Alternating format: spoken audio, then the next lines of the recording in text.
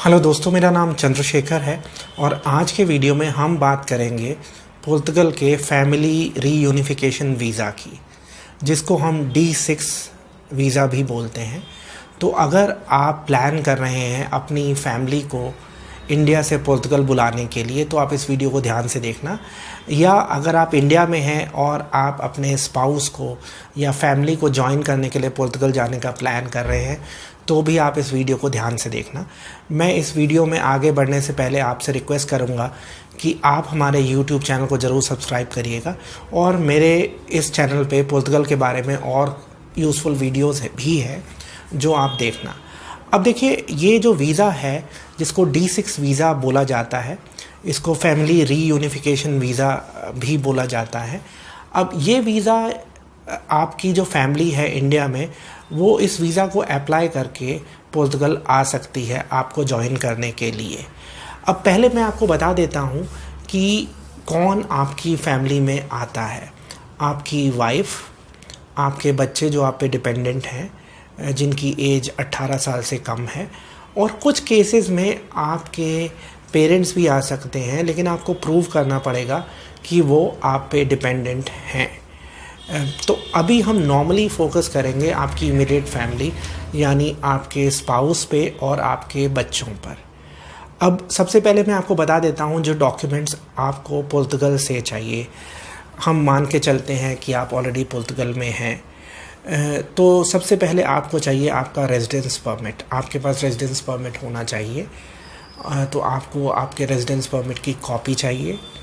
आपके पास प्रूफ होना चाहिए आपकी इनकम का, कम से कम 6 सैलरी स्लिप्स होनी चाहिए आपके पास। और मैं रिकमेंड करूँगा कि अगर आप सिर्फ वाइफ को बुला रहे हैं तो कम से कम 800 यूरो पर मंथ इनकम होनी चाहिए। अगर आप बच्चों को भी बुला रहे हैं एक या दो को, तो फिर आपकी इनकम 1000 से ऊपर होनी चाहिए और टैक्स पेड होना चाहिए। IRS मैं रिकमेंड करूँगा कि अगर फैमिली जो है वो 3 जनों की है तो कम से कम 1000 यूरो, और अगर 4 जनों की है तो 1200-1300 यूरो, इतना आपका IRS होना चाहिए। इसके अलावा आपके पास एकोमोडेशन प्रूफ होना चाहिए कि आप कहाँ पे रहते हैं। उसके अलावा आपको सेफ से अप्रूवल भी लेनी है फैमिली रीयूनिफिकेशन के लिए। इसके साथ ही आपको एम्प्लॉयर से कॉन्ट्रैक्ट चाहिए। तो मैं यहाँ पे रिपीट करना चाहूँगा जो डॉक्यूमेंट्स आपको पुर्तगाल से चाहिए: आपके रेजिडेंस परमिट, आपका प्रूफ ऑफ एकोमोडेशन, आपका एम्प्लॉयमेंट कॉन्ट्रैक्ट, आपकी 6 महीने की बैंक स्टेटमेंट, देन आपने जो टैक्स पे किया है उसके डिटेल्स यानी IRS के।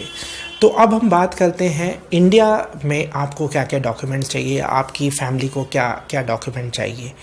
उनके पास मतलब उनको एक एप्लीकेशन फॉर्म फिल करना होगा, और उसके अलावा उनके पासपोर्ट की वैलिडिटी कम से कम 3 महीने की होनी चाहिए।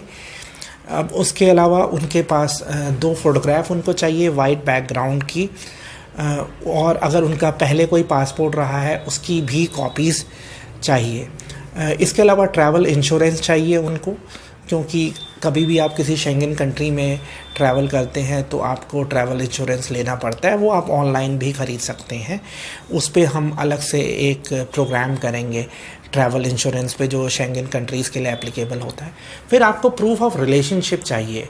इनफैक्ट मैं यहाँ पे वापस बोलना चाहूँगा कि प्रूफ ऑफ रिलेशनशिप आपको तब भी चाहिए होगा जब आप पुर्तगाल में सेफ के पास अप्लाई कर रहे हैं फैमिली रीयूनिफिकेशन अप्रूवल के लिए। जैसे आपको मैरिज सर्टिफिकेट चाहिए, बच्चों के बर्थ सर्टिफिकेट चाहिए, और जब आप इंडिया में ये वीज़ा अप्लाई करते हैं फैमिली रीयूनिफिकेशन आपकी फैमिली, तो उनको मैरिज सर्टिफिकेट, बर्थ सर्टिफिकेट, और फिर ये जो आपने डॉक्यूमेंट पुर्तगाल से भेजे हैं वो भी चाहिए, जिसके बेसिस पे वो फैमिली रीयूनिफिकेशन वीज़ा के लिए अप्लाई कर सकते हैं। हाँ, एक और चीज़, आपको पुलिस क्लियरेंस सर्टिफिकेट भी चाहिए, जिसे हम PCC भी बोलते हैं, जब आप फैमिली रीयूनिफिकेशन वीज़ा के लिए इंडिया से अप्लाई करते हैं।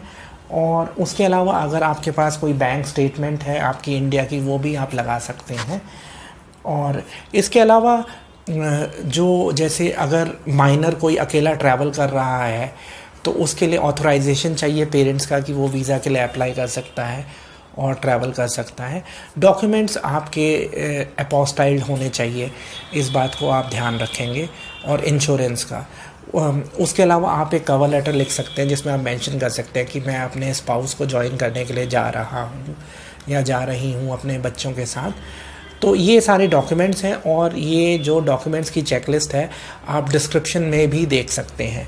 तो अगर आप प्लान कर रहे हैं अपनी फैमिली को इंडिया से पुर्तगाल बुलाने के लिए और आपके कोई सवाल हैं तो आप स्क्रीन पे दिए गए नंबर पे मुझसे पूछ सकते हैं और मैं आपके सवालों के जवाब देने की कोशिश करूँगा। इसके अलावा आप कमेंट सेक्शन में भी मुझसे अपने सवाल पूछ सकते हैं। ये वीडियो देखने के लिए धन्यवाद।